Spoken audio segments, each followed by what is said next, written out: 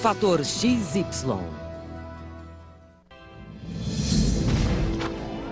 Guerra, religião e luta pela sobrevivência são fios da mesma meada que deram feitio à história. Sustentando essa rica tapeçaria, há uma força poderosa e mal interpretada que levou a grandes batalhas e paixões ardentes. Sexo. If you want to know what sex is all about in current affairs, look at history, and you'll find the roots of anything happening today in the past.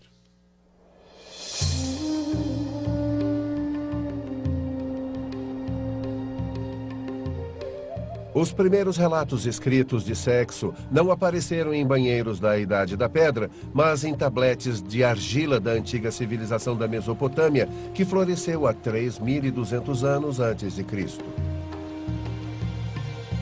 Localizada em uma região do Oriente Próximo, conhecida como Crescente Fértil, a Mesopotâmia era uma terra de contrastes, de barbárie, sabedoria e exotismo. Talvez nunca descobramos a data exata na pré-história em que a Guerra dos Sexos começou. Mas uma coisa é certa, a vida, o amor e o sexo mesopotâmicos não foram criados da mesma forma. It is clear that there was a patriarchal class society, a system in which women were subservient to men. There was no expectation that the husband would be completely faithful to his wife. That is, men had access, for instance, to household slaves for sexual purposes, and they could frequent prostitutes without any opprobrium being attached to that. Sexo marital para os mesopotâmicos não era uma questão moral, era apenas um arranjo comercial unilateral. The woman is, in a way, her body, particularly in her reproductive capacity, are the properties of her husband. So adultery would really be an offense against her husband in that she is depriving her husband of his exclusive sexual access to her. And her lover's crime is, in effect, one of theft. One interesting text from around 1600 BC says that a man caught his wife in bed with another man and tied them to the bed and had the bed carried before the judges. And the woman had some kind of stake put through her nose, you know. I mean, today women do that voluntarily, but in those days it was considered a kind of humiliating form of mutilation. Nem todo sexo fora do casamento era proibido. Na verdade, o rei tinha uma cláusula de performance em seu contrato. We think that between 2100 and about 1600 BC, that it was the duty of the king on a regular basis, perhaps annually, to have sexual intercourse with a priestess or some other woman who represented the goddess Ishtar, or as she was known to the Sumerians, Inanna. And this was done partially to ensure a good and successful year and reign for the king, not only in terms of fertility, but in terms of success in battle and success in other areas. Sacerdotisas ou prostitutas simbolizavam a crença de mesopotâmicos na poderosa natureza curativa do sexo. Esta medicina alternativa foi usada com grande efeito no épico do mito sumeriano Gilgamesh. Neste conto, o herói Gilgamesh deve dominar Enkidu, uma criatura bestial. Em vez de combatê-lo em um corpo a corpo, Gilgamesh descobre que a carne é mais poderosa do que a espada. Gilgamesh decides that the way to capture this wild man is to send out a prostitute from Uruk who will seduce him. And in fact, this is what she does in a very kind of sexy episode. And they have intercourse for, I think it's 6 days and 7 nights. Como resultado desta longa semana com uma dama da noite da Idade do Bronze, Enkidu torna-se civilizado. O sexo havia domado a besta selvagem. Sexo não era domínio exclusivo de reis, prostitutas e deuses míticos. Todos os mesopotâmicos ansiavam por paixão, prazer e romance. Women wanted to make men fall in love with them. Men wanted women to fall in love with them. They composed songs to seduce one another. In these songs, there is what I think is the earliest description of a female orgasm. Inanna is talking about her lover, Dumuzi, and calling him brother, but brother not in the sense of a real family member. O irmão levou-me para sua casa. Ele me deitou sobre a cama perfumada de mel. E quando o meu querido deitou-se bem próximo de mim, uma vez por vez usou sua língua. Uma vez por vez, meu belo irmão o fez 50 vezes. Como que atordoada, eu me aproximei dele, trêmula abaixo, colei-me a ele. Meu irmão com sua mão sobre a coxa, meu querido, e assim passei o tempo com ele lá. Apesar de tal ternura erótica não ser de abalar o mundo, ela revelou um outro aspecto da sexualidade mesopotâmica. O sexo certamente tinha o significado de fertilidade e procriação, mas mais importante era uma poderosa força de dar prazer, uma força capaz de ajudar homens e mulheres transcenderem seus instintos básicos e alcançarem a cura espiritual. Os mesopotâmicos poderiam não ter sido os últimos a combinar os poderes do espírito e da carne. Relações sexuais, incesto e romance no Nilo.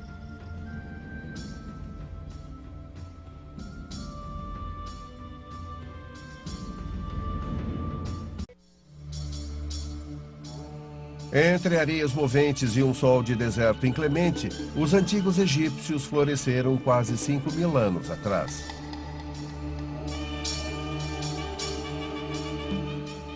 Como os mesopotâmicos, antes deles, os egípcios acreditavam que sexualidade e espiritualidade andavam de mãos juntas.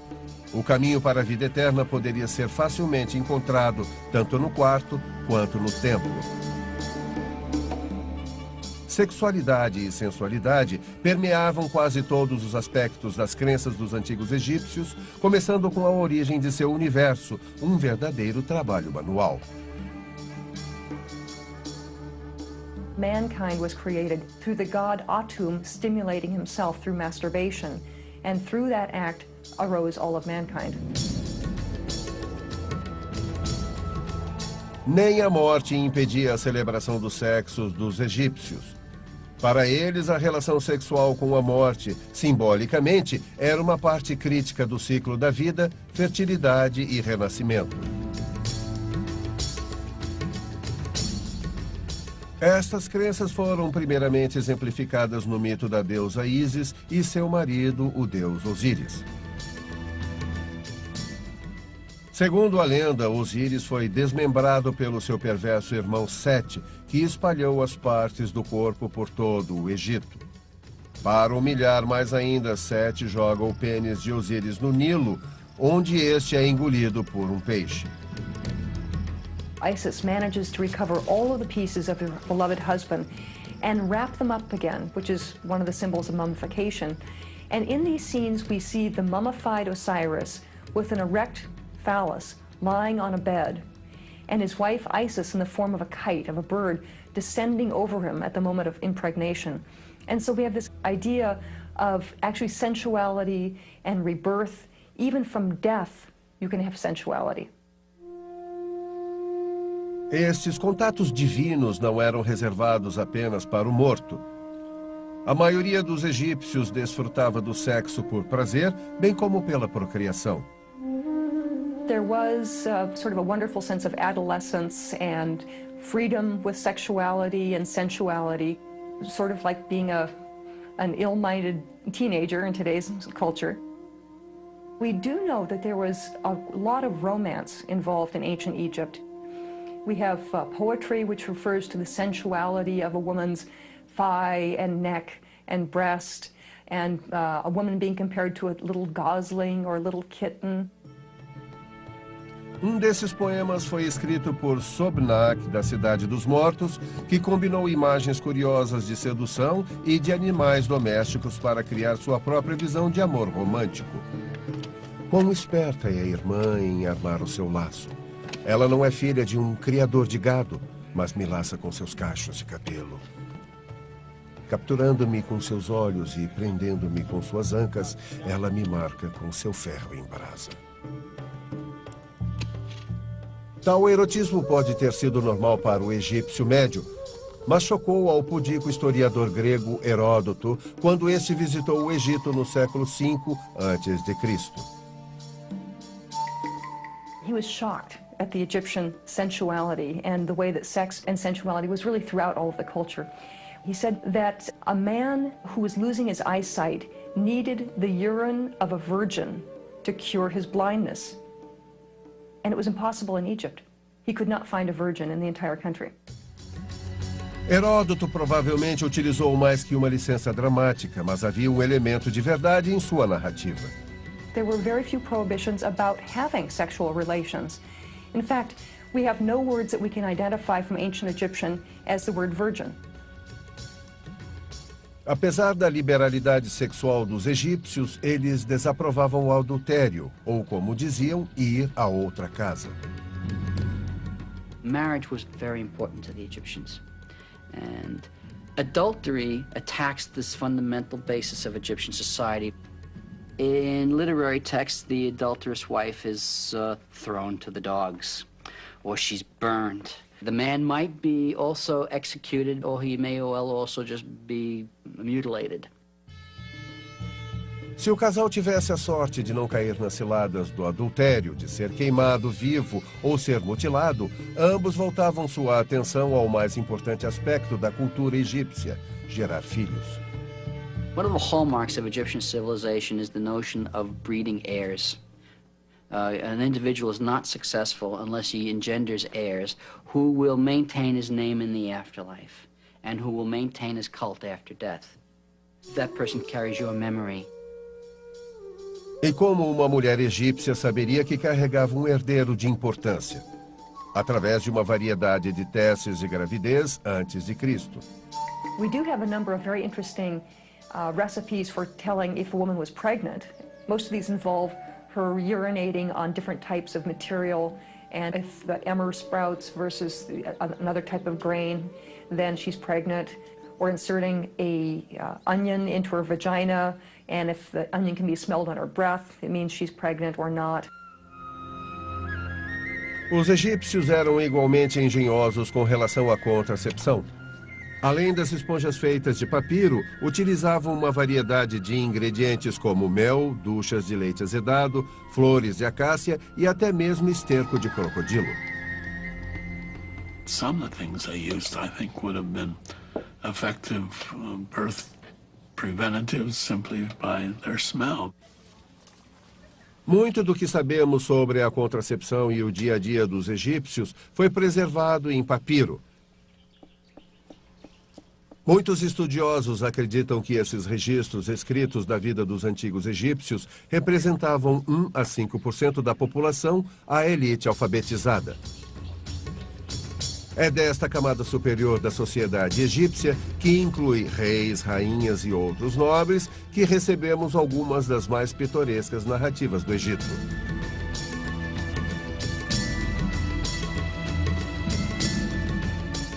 O rei Akhenaton, enigmático governante da dinastia Amarna e genro do rei Tutankhamon, era suspeito de ser hermafrodita por ser representado com 2 sexos na arte egípcia.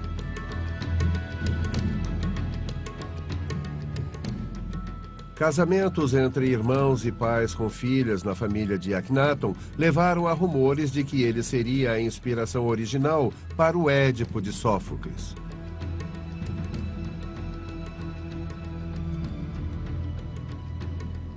Heródoto, historiador e colunista de mexericos do mundo antigo, narrou a história de outro rei egípcio, o tirânico Khufu, que arrecadou dinheiro para construir a pirâmide de Gizé, prostituindo a própria filha. She decided that she was going to build a pyramid for herself. And Herodotus says that every time she took a client, she made him bring 1 stone. And from that, she built her own pyramid, which Herodotus says is the second pyramid of Giza, which we now know as the pyramid of Khafre or Khephren. O último bloco de pedra da pirâmide Khafre foi assentado em 2800 a.C. Foi das câmaras internas deste gigantesco monumento que descobrimos muito da sexualidade e espiritualidade dos egípcios. Uma arte detalhada e complexa adorna quase toda a superfície desses templos para o após-vida. Mas estas representações do dia a dia não têm valor como tal. One of the most common scenes that does imply some kind of sexual activity or evokes the notion of rebirth in the afterlife are these scenes that are found on the walls that show the deceased in his papyrus skiff, and he may have a giant harpoon in one hand and he's spearing fish. This activity is actually a sexual metaphor. The word for spearing in ancient Egyptian is chai. The word also is related to the root for impregnating or penetration. It can mean to inseminate. Os egípcios tinham também outros símbolos sexuais: perucas, patos, gansos e até macacos. Nem toda a arte erótica era preocupada com noções tão elevadas como morte e renascimento. Nem mesmo os antigos escapavam de uma piada suja. One of the more controversial sexual scenes we have from ancient Egypt is at a site called the Nati Grotto, which is at Deir el-Bahri. It shows two figures, one standing behind the other, the figure in front being bent over, obviously in the course of having sexual intercourse. It has been interpreted in many different ways. The Egyptians used the sexual graffiti, by the way, for satire. Outside of a construction site, maybe some of the workers were disgruntled at the foreman, they might depict, say, an overseer of works with a large, prodigious phallus. So it does have a humorous aspect to it. Humor junto com fertilidade, erotismo e sexo no pós-vida eram todos elementos importantes da sexualidade dos antigos egípcios. Apesar de suas crenças e práticas terem surgido há 5.000 anos, a abordagem sexual e espiritual dos egípcios ganharia um equilíbrio harmonioso entre os prazeres da carne e o desejo da alma.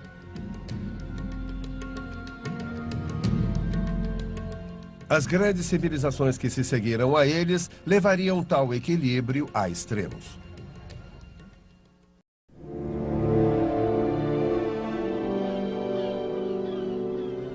A Grécia clássica era uma sociedade de individualistas, na qual o livre pensar era ardentemente encorajado, seja na filosofia, religião ou sexo.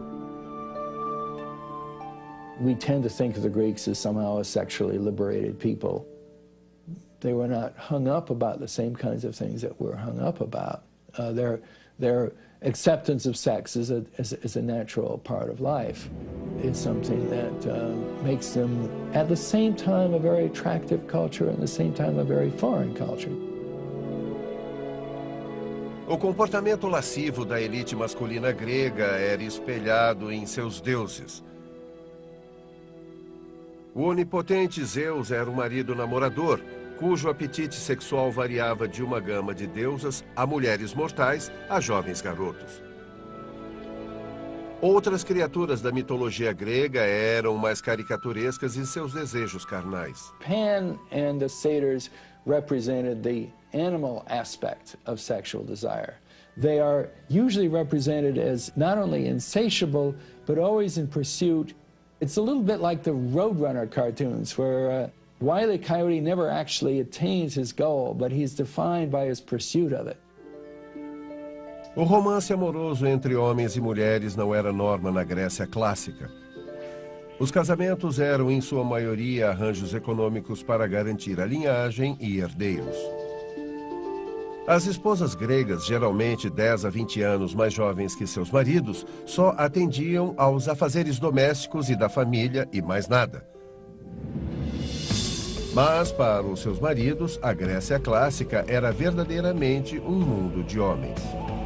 The Greek household was itself divided into two portions. The symposium room or the party hall was called the andron, the men's quarters. And that's where they had their entertainments, their conversations, their parties. their orgies. There were women who came in either as musicians or as dancers or as sexual companions or as some mixture of all of these. Nesta mistura de convivas estavam as garotas de programa da época, conhecidas como servas de Afrodite ou Hetera. Estranhamente, essas profissionais mundanas eram as mulheres mais liberadas da sociedade grega. Hetaira means a companion, and as the term implies, these were women who would publicly socialize with their male lovers and attend banquets and other events with them, often very educated, often very cultivated. Mesmo entregando-se aos prazeres de heteras, o homem grego referia-se à insaciabilidade sexual de sua submissa esposa. The Greeks believe that women are more sexually driven than men are. And at the same time, they demanded a great deal of sexual probity from adult married women. That mismatch of conventions generates an interest in, well, if women are not allowed to go out and get sex the way men are allowed to go out and get sex, then how do they get it? And, well, they get it through dildos, which is probably true. There's a wonderful, rather cruel comic poem. It's called a mime. It was probably performed like a Saturday Night Live skit by a Hellenistic writer named Herodotus. And it centers on these wealthy women who go to a shoemaker who makes them dildos. And these dildos are referred to as pacifiers. That's the big joke. This, I think, is largely a male fantasy, and if we were to ask a Greek or Roman woman, say, well, how much time and money do you spend dildo shopping? It may not have been very important to them, if at all. Se a mulher buscasse um mercado de ajuda matrimonial, ela recorreria à cidade de Bilitine, na ilha de Lesbos. Deixando de lado as conotações dos tempos modernos, a mulher homossexual tinha grande afinidade com o sexo oposto. Era uma inclinação que expressava com muito deleite. In ancient Athens, women from this island were associated with extreme talent in performing sexually gratifying acts on men. Specifically, if a Greek woman acted like a lesbian, she would perform oral sex. She would fellate all the men at a banquet. A mais famosa residente em Lesbos foi a poetisa Safo. Durante séculos, sua sexualidade e obras foram fontes de acaloradas discussões acadêmicas. Sappho of Lesbos was born perhaps 100 years after Homer.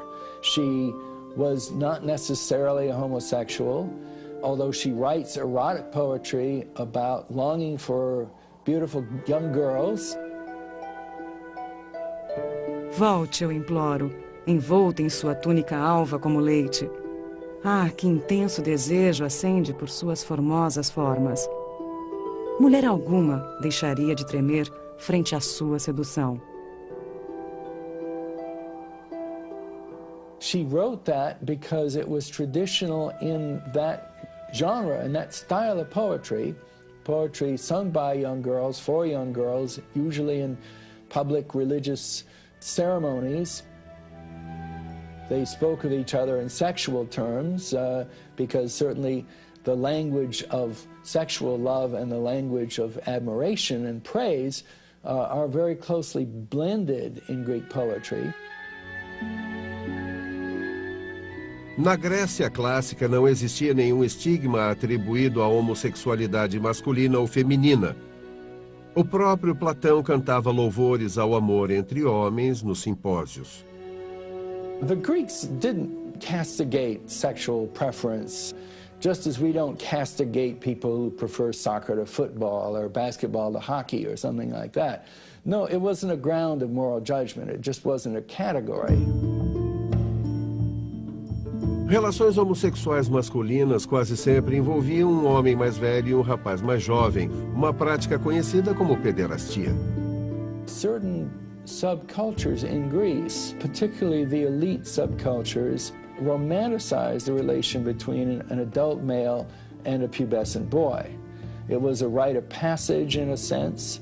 There were certain rules of self-restraint which were imposed upon the older male partner in cases like this, and it became a kind of romanticized relationship, a kind of a courtship that never involved penetration of the younger boy.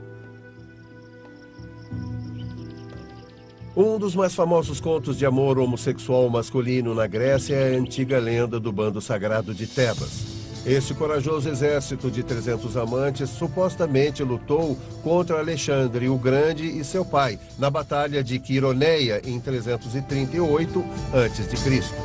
The young Alexander the Great saw a heap of bodies, beautiful bodies, all piled on top of each other, all dead of honorable wounds. And he asked his subaltern, "Who are these brave men?" And he was told, "This, sir, is the sacred band of Thebes." And they all died, avoiding disgrace in the eyes of their lovers. A derrota do bando sagrado de Tebas marcou o fim do período clássico na Grécia Antiga e o início do helenístico.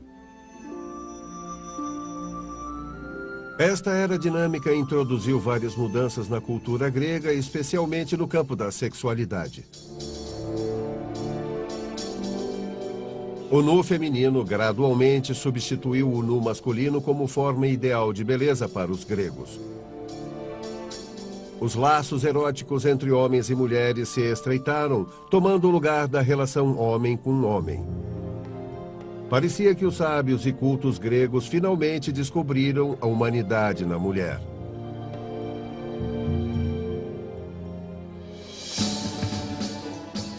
Estamos a 2.400 anos da época dos gregos clássicos. Juntamente com sua arte, literatura e filosofia, eles nos passaram uma perspectiva única e intrigante da sexualidade humana. Uma perspectiva que não é tão antiquada como podemos pensar. They certainly had in their social and their moral standards an acceptance of sex as being a healthy and vital part of their life. I believe in my intellectual generation, we found a role model in the Greeks and Romans for talking about sex openly. Didn't have to be in four-letter words, it could be euphemistically, but the wonderful thing about our Greek and Roman texts and art is that sexuality is in the middle of it all. Com o início das Guerras Púnicas em 264 a.C., o Império Romano prosseguiu uma expansão que culminaria na dominação de todo o continente europeu. Durante este período, a cidade-estado de Roma tornou-se um eixo cosmopolita, com uma população de 750 mil habitantes. Em meio à riqueza e excessos dessa turbulenta cidade, uma rica, diferente e por vezes cruel cultura sexual emergiu.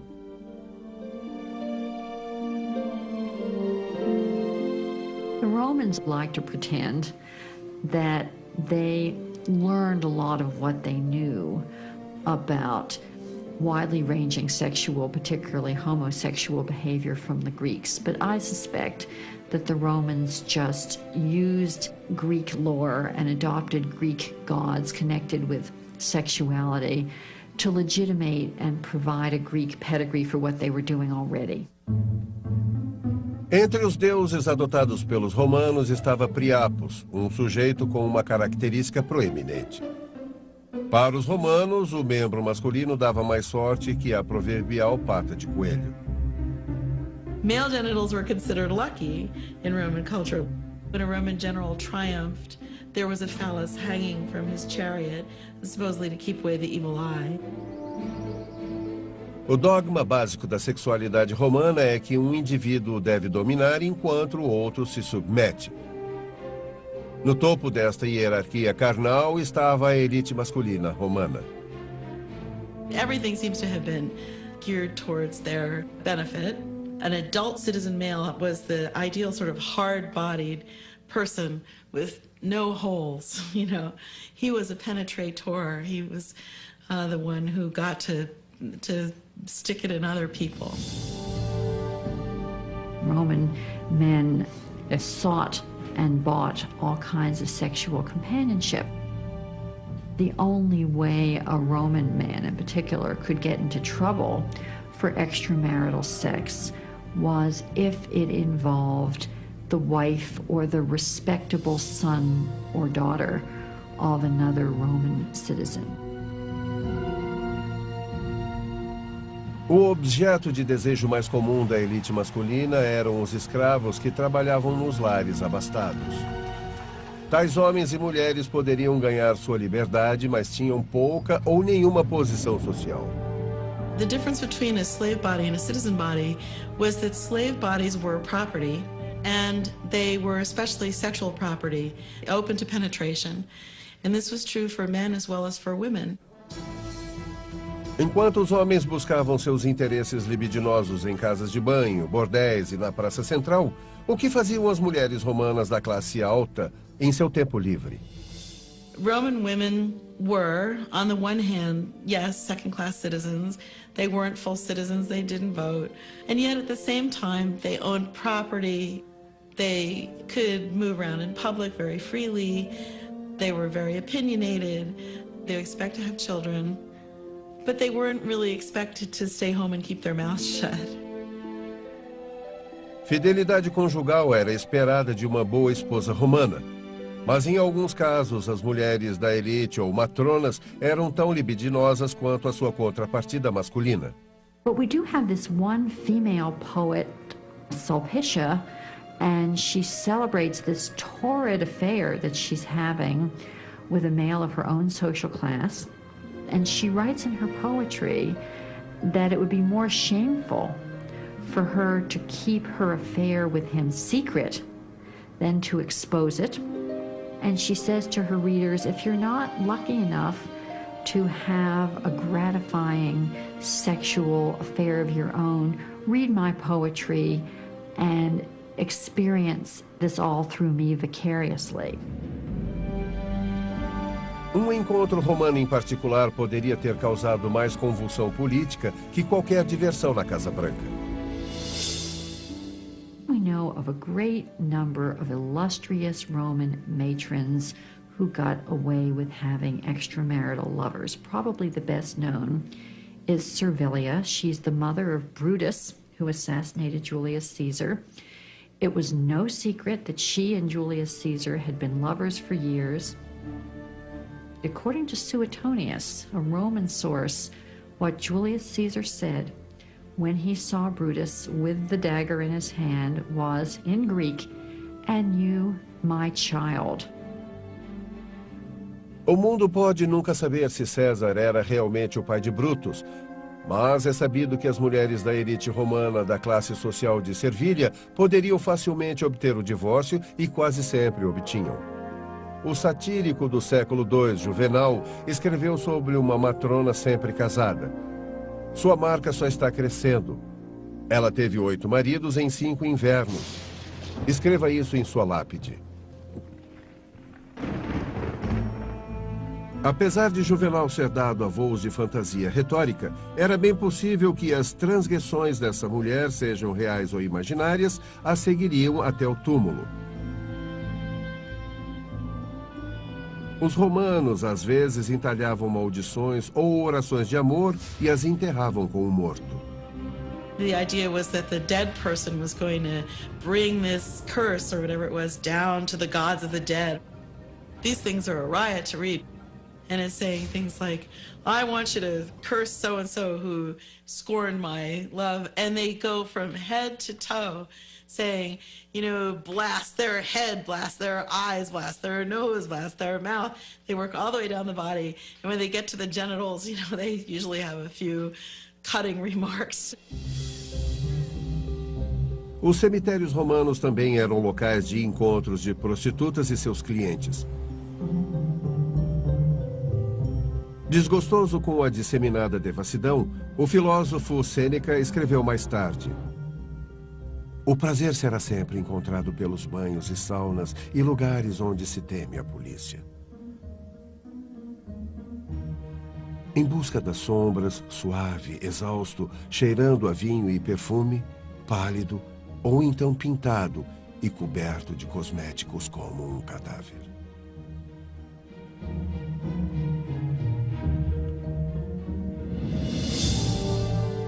O imperador Augusto explorou as loucuras sexuais de seus compatriotas para obter vantagem política. Após uma guerra civil de 40 anos, ele decidiu que já era hora de uma limpeza moral na casa. As soon as he became emperor, he becomes this lofty figure of moral rectitude, and he blames the political upheavals of the previous 50 years on the moral shortcomings of Rome.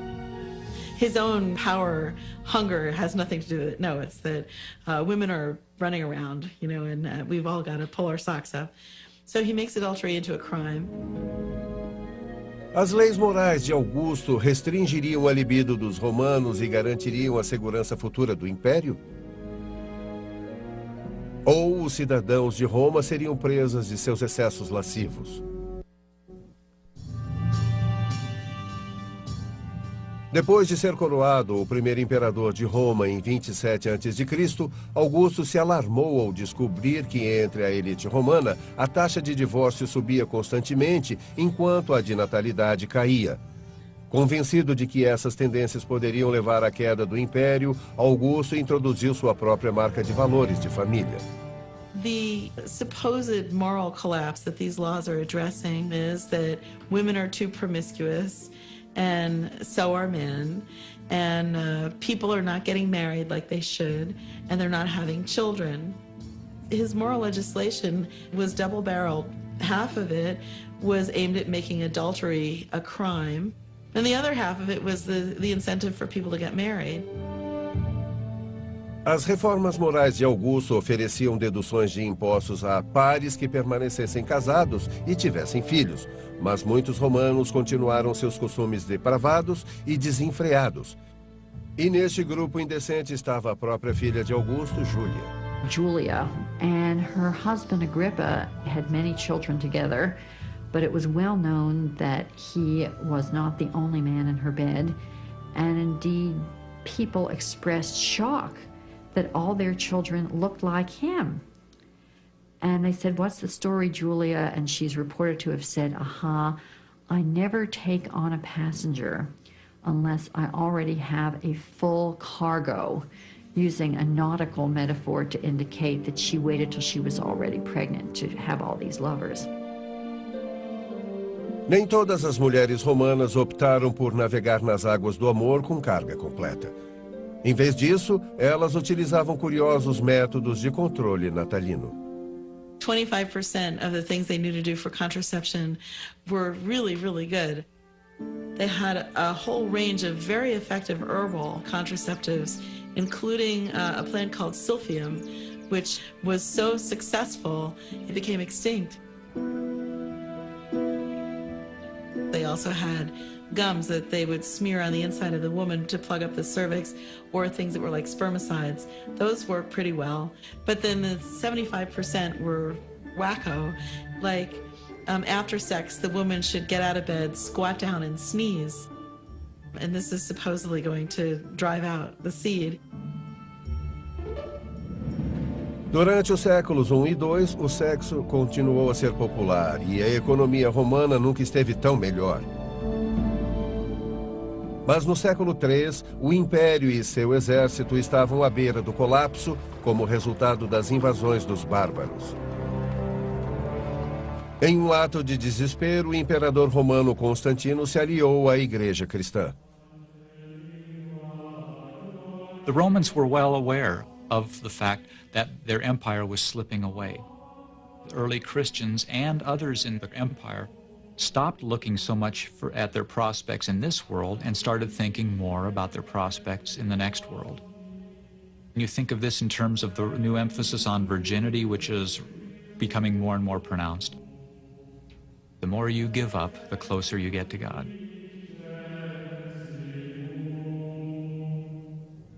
A queda oficial do Império Romano se deu em 410, quando os godos saquearam Roma. Durante esta mesma era, dois homens, Jerônimo e Agostinho, formularam alguns dos princípios que até hoje definem a forma como a Igreja cristã encara o sexo e sexualidade. São visões completamente diferentes de civilizações mais sexualmente liberadas que vieram antes deles. Santo Agostinho foi um estudo de contrastes. Quando jovem, ele viveu como um romano secular, compartilhando de todos os prazeres eróticos que Roma tinha a oferecer. Só mais tarde, ele se converteu ao cristianismo e aceitou levar uma vida monástica de celibato. Mas não antes de orar a Deus, dê-me castidade, mas não ainda. Saint Augustine tried to be celibate, but he was a horny young man and had great difficulty. We know all about him because he wrote about it in his Confessions. He became converted to Christianity, and all of his sexual drives disappeared. Um dos maiores legados de Santo Agostinho pode ser encontrado em seus escritos sobre sexo conjugal. He said the only permissible sex is what's the male superior position with the woman on her back and the man on top, and only for the purpose of procreation. This is where we got the idea which comes to be called the missionary position. Este e outros ensinamentos de Santo Agostinho e seus contemporâneos gradualmente encontraram seu caminho no pensamento ocidental corrente, mesmo que a tolerância sexual e o pragmatismo das grandes civilizações antigas tenham desaparecido no passado. Enquanto isso, a milhares de quilômetros para o leste, a China, Japão e Índia já tinham encontrado um equilíbrio harmonioso entre espiritualidade e sexualidade.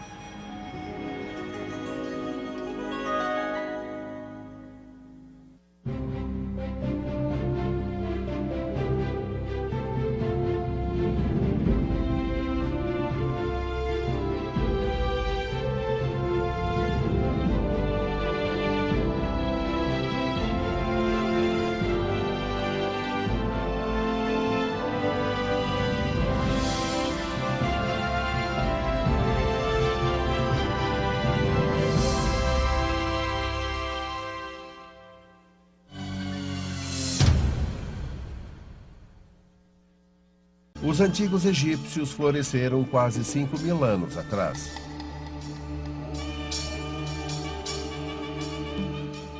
Como os mesopotâmicos, antes deles, os egípcios acreditavam que sexualidade e espiritualidade andavam de mãos juntas. O caminho para a vida eterna poderia ser facilmente encontrado tanto no quarto quanto no templo. Sexualidade e sensualidade permeavam quase todos os aspectos das crenças dos antigos egípcios, começando com a origem de seu universo, um verdadeiro trabalho manual. Mankind was created through the god Atum stimulating himself through masturbation, and through that act arose all of mankind. Nem a morte impedia a celebração dos sexos dos egípcios. Para eles, a relação sexual com a morte, simbolicamente, era uma parte crítica do ciclo da vida, fertilidade e renascimento. Estas crenças foram primeiramente exemplificadas no mito da deusa Ísis e seu marido, o deus Osíris. Segundo a lenda, Osíris foi desmembrado pelo seu perverso irmão Sete, que espalhou as partes do corpo por todo o Egito. Para humilhar mais ainda, Sete joga o pênis de Osíris no Nilo, onde este é engolido por um peixe. Isis manages to recover all of the pieces of her beloved husband and wrap them up again, or as she was known to the Sumerians, Inanna. And this was done partially to ensure a good and successful year and reign for the king, not only in terms of fertility, but in terms of success in battle and success in other areas. Sacerdotisas ou prostitutas simbolizavam a crença de mesopotâmicos na poderosa natureza curativa do sexo. Esta medicina alternativa foi usada com grande efeito no épico do mito sumeriano Gilgamesh. Neste conto, o herói Gilgamesh deve dominar Enkidu, uma criatura bestial. Em vez de combatê-lo em um corpo a corpo, Gilgamesh descobre que a carne é mais poderosa do que a espada. Gilgamesh decides that the way to capture this wild man is to send out a prostitute from Uruk who will seduce him. And in fact, this is what she does in a very kind of sexy episode. And they have intercourse for, I think it's 6 days and 7 nights. Como resultado desta longa semana com uma dama da noite da Idade do Bronze, Enkidu torna-se civilizado. O sexo havia domado a besta selvagem. Sexo não era domínio exclusivo de reis, prostitutas e deuses míticos. Todos os mesopotâmicos ansiavam por paixão, prazer e romance. Women wanted to make men fall in love with them. Men wanted women to fall in love with them. They composed songs to seduce one another. In these songs, there is what I think is the earliest description of a female orgasm. Inanna is talking about her lover, Dumuzi, and calling him brother, but brother not in the sense of a real family member. O irmão levou-me para sua casa. Ele me deitou sobre a cama perfumada de mel. E quando o meu querido deitou-se bem próximo de mim, uma vez por vez usou sua língua. Uma vez por vez, meu belo irmão o fez 50 vezes. Como que atordoada, eu me aproximei dele, trêmula abaixo, colei-me a ele. Meu irmão com sua mão sobre a coxa, meu querido, e assim passei o tempo com ele lá. Apesar de tal ternura erótica não ser de abalar o mundo, ela revelou um outro aspecto da sexualidade mesopotâmica. O sexo certamente tinha o significado de fertilidade e procriação, mas mais importante era uma poderosa força de dar prazer, uma força capaz de ajudar homens e mulheres a transcenderem seus instintos básicos e alcançarem a cura espiritual. Os mesopotâmicos poderiam não ter sido os últimos a combinar os poderes do espírito e da carne. Relações sexuais, incesto e romance no Nilo.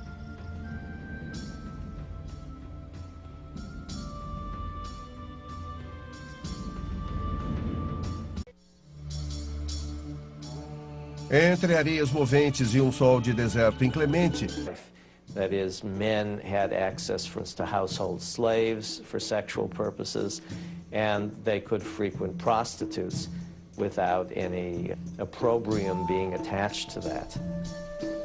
Sexo marital para os mesopotâmicos não era uma questão moral, era apenas um arranjo comercial unilateral. The woman is, in a way, her body, particularly in her reproductive capacity, are the properties of her husband. So adultery would really be an offense against her husband in that she is depriving her husband of his exclusive sexual access to her. And her lover's crime is, in effect, one of theft. One interesting text from around 1600 BC says that a man caught his wife in bed with another man and tied them to the bed and had the bed carried before the judges. And the woman had some kind of stake put through her nose, you know. I mean, today women do that voluntarily, but in those days it was considered a kind of humiliating form of mutilation. Nem todo sexo fora do casamento era proibido. Na verdade, o rei tinha uma cláusula de performance em seu contrato. We think that between 2100 and about 1600 BC, that it was the duty of the king on a regular basis, perhaps annually, to have sexual intercourse with a priestess or some other woman who represented the goddess Ishtar. Fator XY. Guerra, religião e luta pela sobrevivência são fios da mesma meada que deram feitio à história. Sustentando essa rica tapeçaria, há uma força poderosa e mal interpretada que levou a grandes batalhas e paixões ardentes. Sexo. If you want to know what sex is all about in current affairs, look at history.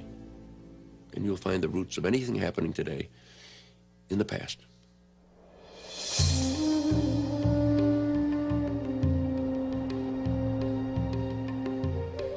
Os primeiros relatos escritos de sexo não apareceram em banheiros da Idade da Pedra, mas em tabletes de argila da antiga civilização da Mesopotâmia, que floresceu há 3.200 anos antes de Cristo. Localizada em uma região do Oriente Próximo, conhecida como Crescente Fértil, a Mesopotâmia era uma terra de contrastes, de barbárie, sabedoria e exotismo. Talvez nunca descobramos a data exata na pré-história em que a Guerra dos Sexos começou, mas uma coisa é certa: a vida, o amor e o sexo mesopotâmicos não foram criados da mesma forma. It is clear that there was a patriarchal class society. A system in which women were subservient to men.